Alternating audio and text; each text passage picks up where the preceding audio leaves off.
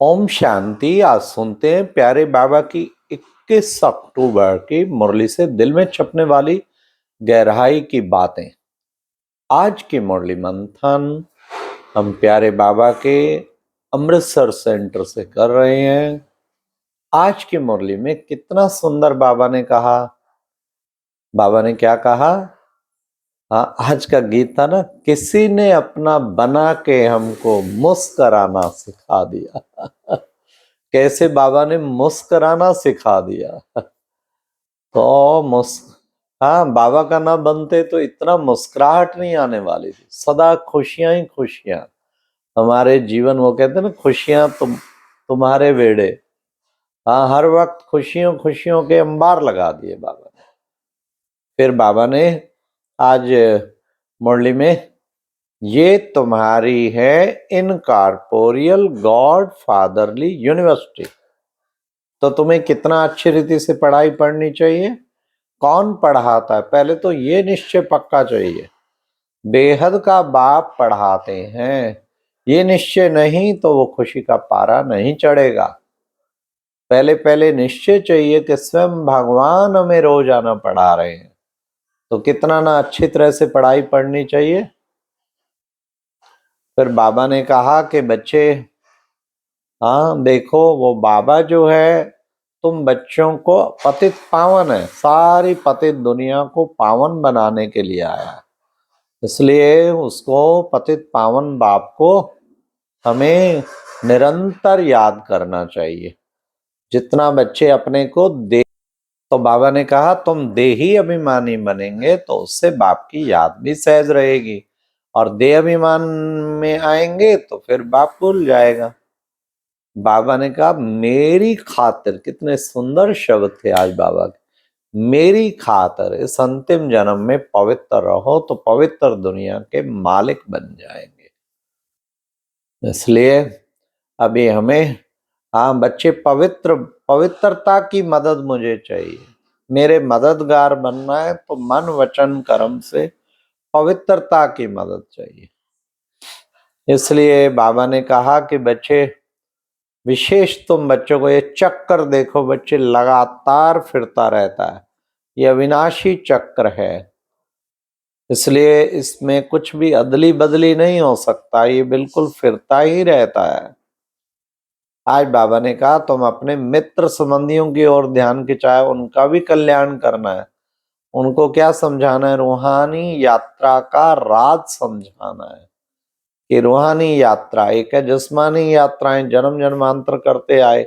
अभी रूहानी यात्रा अर्थात मुझ आत्मा को बाबा के पास जाना है। बाबा आए हैं वापस ले जाने के लिए। जब तक ये स्मृति में नहीं रहेगा तब तक बाबा ने कहा स्वीट होम भी याद नहीं पड़ सकता, सुखधाम भी नहीं याद पड़ सकता।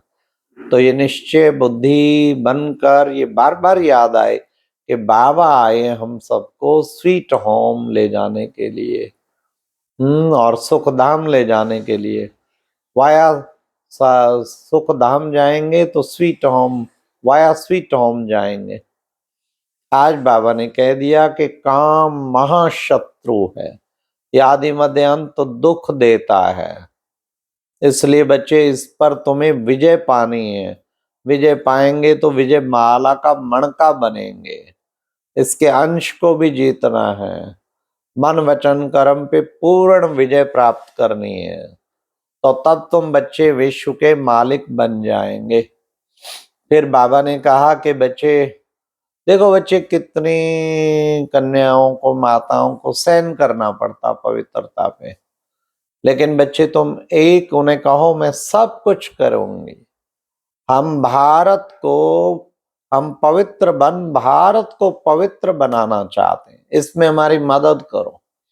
तो गवर्नमेंट भी मदद करेगी कि बात ठीक है, कितना ऊंचा कार्य कर रहे हैं। ये भारतवासी धर्म भ्रष्ट कर्म भ्रष्ट हो गए, जिससे भ्रष्टाचारी भारत बन गया। अब भारत को भगवान आके क्या बनाते हैं? हाँ, धर्म श्रेष्ठ कर्म श्रेष्ठ, जिससे श्रेष्ठाचारी भारत बन जाता है। फिर बाबा ने कहा कि देखो बच्चे, गाया भी जाता है क्या, नर चाहत कुछ और, औरे की औरे भई, नर चाहत कुछ और की औरे वही।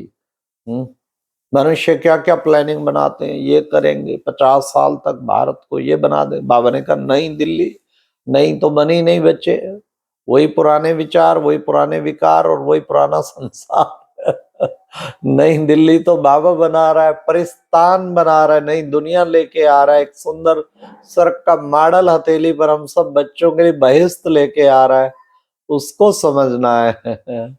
नर चाहत कुछ और औरन की औरे भाई, सोचता कुछ और है, हाँ होता कुछ और है। जो ड्रामा में नूंद है, जो ड्रामा में फिक्स है, वही होता है ना। आज जयंती बहन अमृतसर में इकट्ठे वहां हुआ कल प्रोग्राम, रात को ग्लोबल ऑडिटोरियम का 5 से 8 तक, हाँ उद्घाटन। तो आज का प्लान था फरीदकोट में 16 कन्याओं का समर्पण समारोह है। उधर हमारी आदरणीय निर्मला दीदी को बाबा ने बुला लिया, अव्यक्त वतनवासी बन गए। कितनी महान आत्मा थी, सोचे वो। बाबा उसे निर्मल आश्रम कहते थे। बाबा उन्हें कहते थे तेरे जैसे मुझे 30 कन्याएं मिल जाएं, आज सारे भारत को मैं स्वर्ग बना दूं। कैसी महान आत्मा, उसको खूब खूब श्रद्धा सुमन। तो जयंती बहन को नर चाहत कुछ और एक ही और भाई प्लान बनाया होता फरीदकोट, बाबा ले जा रहा है मधुबन, क्योंकि आज ही शाम को 4 बजे उनका ऊपर माउंट आबू में लास्ट राइट्स है, मतलब कि अंतिम संस्कार। तो प्यारे बाबा कहते हैं बच्चे इसलिए प्लान जरूर बनाओ, लेकिन अंदर समझ के चलो कि नर चाहत कुछ और एक ही औरन भाई।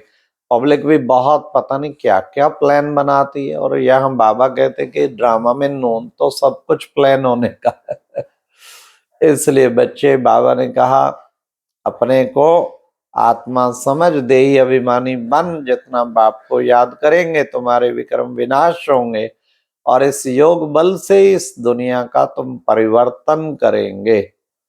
ये वही महाभारत महाभारी लड़ाई है। बच्चे बाबा मकान बनाते रहते हैं क्योंकि अंत में आके बच्चे रहेंगे और यहीं से सारी दुनिया का विनाश देखेंगे, इन आंखों से देखेंगे। लेकिन इतनी विशाल बुद्धि चाहिए ना, विशाल बुद्धि चाहिए। सतयुगी दुनिया में तो कोई बीमार नहीं होता, हाँ बिल्कुल ही सुंदर दुनिया होती है, खुशियों की दुनिया है वो तो ये था प्यारे बाबा के आज के ईश्वरीय महावाक्य। और आज की मुरली में बाबा ने वरदान में कहा कि बच्चे, साथ बाबा ने ये भी कहा तुम हो सैल्वेशन आर्मी, तुम सारे भारत को सैल्वेज करते हो। इसलिए बच्चे, और विकार में अगर कोई गया तो बुद्धि का ताला बंद हो जाएगा, पतित बना तो धारणा हो ना सके। तो हम हो रूहानी सोशल वर्कर, हाँ सारी दुनिया को स्वर्ग बना रहे हो। आज की मुरली में वरदान जो था, बाबा ने कहा अपसेट होने की बजाय हिसाब किताब को खुशी खुशी चुकतू करने वाले निश्चिंत भावा। बाबा ने कहा हिसाब किताब चुकतू होंगे, धर्मराजपुरी में सजा ना खानी पड़े, या ब्राह्मण भी निमित्त बन जाएंगे हिसाब किताब चुकतू करने। कोई कोई बाबा कहते ब्राह्मणों के हिसाब किताब ब्राह्मणों के साथ है। अपसेट नहीं होना चाहिए, इस राज को समझ के निश्चिंत रहो, निश्चय रखो और निश्चिंत रहो कि हिसाब किताब चुकतू होते जा रहे हैं। फिर बाबा ने स्लोगन में कहा बाप ही संसार है, सदा इस स्मृति में रहना यही सहज योग है।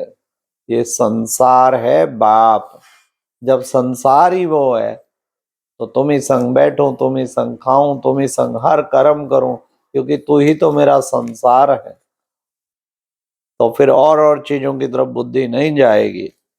इसलिए बाबा ने कहा बाप ही संसार है, सदा इसी स्मृति में रहना यह सहज योग है।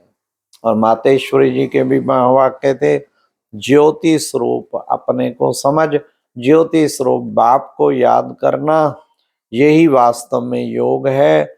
और बाबा ने कहा योगेश्वर बाप को याद करने वाले ही मातेश्वरी जी ने कहा वही सच्चे योगी हैं और उसी योग से ही विक्रम विनाश होते हैं। अच्छा, ओम शांति। ये थी आज की मुरली से दिल में छपने वाली गहराई की बातें।